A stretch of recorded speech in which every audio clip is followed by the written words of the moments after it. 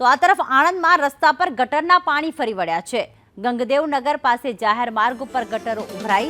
જાહેર માર્ગો પર ગટરના દૂષિત પાણી ભરાયા, લોકોને હાલાકી પડી રહી છે। આણંદના ગંગદેવનગર પાસે જાહેર માર્ગ ઉપર ઉભરાતી ગટરો।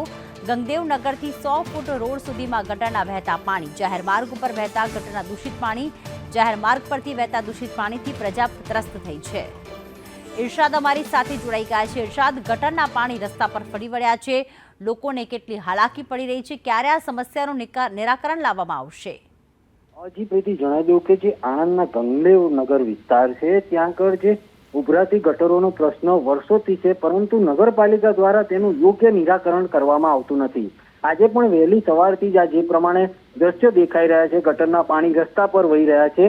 100 ફૂટ રોડ સુધી આ ગટરના પાણી વહી રહ્યા છે, જેને લઈને લોકોને અવરજવર આ ગંદા પાણીમાં થઈને કરવી પડી છે, જેને લઈ લોકો હાલાકીમાં પણ મુકાયા છે। આ મામલે વારંવાર રજૂઆત કરવા છતાં પણ નગરપાલિકા દ્વારા કોઈ જ કાર્યવાહી કરવામાં આવતી નથી, તેઓ સ્થાનિકો આક્ષેપ કરી રહ્યા છે અને જાહેર માર્ગ ઉપર આ વહેતા દૂષિત પાણીને લઈને પ્રજા ત્રસ્ત બની છે। જી, આભાર તમામ વિગતો માટે ઇરશાદ।